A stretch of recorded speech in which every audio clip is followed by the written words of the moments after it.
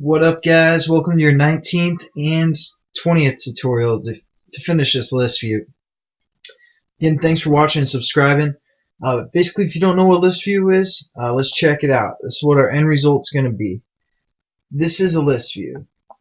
You can scroll through it, and when we click on it, it's just going to show a toast for us. So, kind of a review on the toast, but this list view is going to be kind of new to you.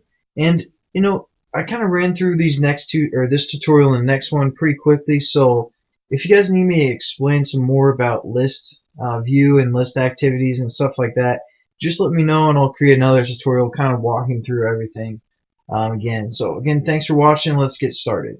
There's a few different ways we can do list views. I find this one to be the easiest, so I'm just going to show you this way of doing it. What we need to do first is we need to go to Layout, and we're going to open a new XML. And this XML is just going to define one single listing in our list, just to give it something to work with later. We'll reference this as one single listed item, and there will be plenty of these. So we're just going to call it single item, or single item.xml. And it's going to be a layout. And again, we want it to be a single item, so we aren't going to need a linear layout. We want this to be a text view because we're going to be displaying text. So this might be a little different, but you probably understand what's going on a little bit. And we want to go within these this end brace, and we're going to define some stuff within the opening text view. And we want to set up the Android text size.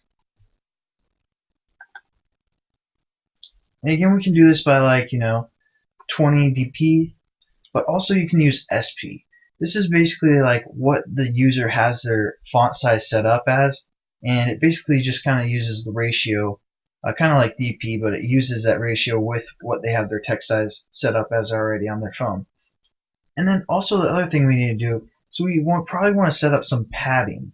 So these are two new kind of variables that we haven't used before, but or we probably use text size, but anyways, the padding we probably want to be 15 dp, and this is going to be what wraps around our text and our item. So you don't want to have your list with no space in between all of your whatever items you have in here. For example, if this was a list of these 5 different rows, you don't want them like that. You probably want some spacing like that.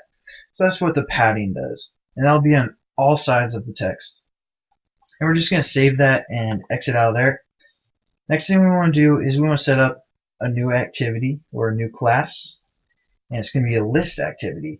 So that's going to be a little bit different as well. And we're just going to call this list view, or I'm just going to call it list v, doesn't matter. And finish. Again, we probably want to add reference to this as well, but we'll get to that in a second. Actually, let's do that real quick. So in our main class, we want our menu class, we want the second button to open up this list activity. And this is just review, but here we go. Corn Boys, the basics. Alright, I must have already done it. Tutorial 2. You just want to change that end part tutorial 2, and then we want to set up that new, or in our Android manifest, we want to set up tutorial 2 as our, our list activity.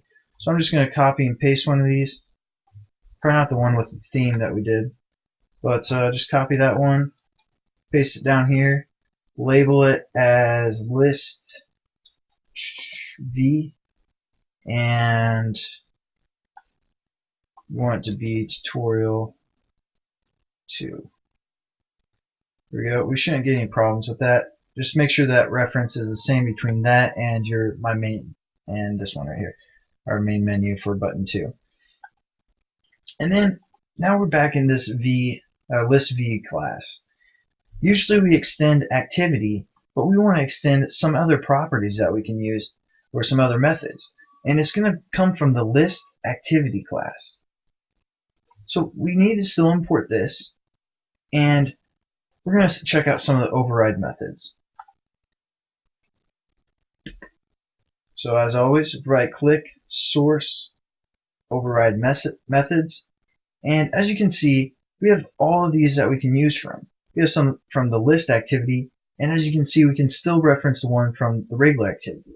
So we're going to go down to the onCreate just like we always do, hit OK, and the other thing we're going to need is we're going to need some stuff that's going to be in our list. So we need to set up kind of a new variable, and it's going to be a static final, meaning that it's not going to change, and it's for this class pretty much. And you can't mess with it after you define it. And it's going to be a string variable. If you remember, that's text. But string only is one word pretty much, unless if we have a ton of words within the same quotations. To get more, this is basically an array. So now we can list multiple things within this string variable that we're setting up, and it'll kind of reference it through an array. I don't know if that made sense, probably not, but we're going to call this variable food. And what's it going to equal? Well, it's going to equal a new string, and again, it's going to be an array. That's basically what those little bracket things mean. And then we can define what it means within a new set of brackets. So to define our string, usually we say, it's equal to something like ice cream. Yeah, and then we could just define ice cream. But with an array, we can set up two items within our food class. So this is going to be like the first, or the 0 item. That's going to be like first item, second item, third item, stuff like that. And so we're just going to add some other stuff in here, like bacon. Everyone loves bacon, unless if your religion doesn't like you to like bacon. And we're going to do cheese, because who cannot like cheese, really? It's delicious. Sandwich. And just to save some time, I'm going to copy and paste these. And if you want to add your own variables, that's cool. But I'm just kind of setting up some more variables that we can use so our list is a little bit longer. And then all you gotta do is gotta go down to this bracket and again finish off this full statement. Basically, now we set up our food string array, and it's going to carry all these things. Yeah, I'm just going to clip the video here, and I'll see you guys next tutorial where we finish it and we actually kind of use this single item XML and all that good stuff. So, see you guys. Peace.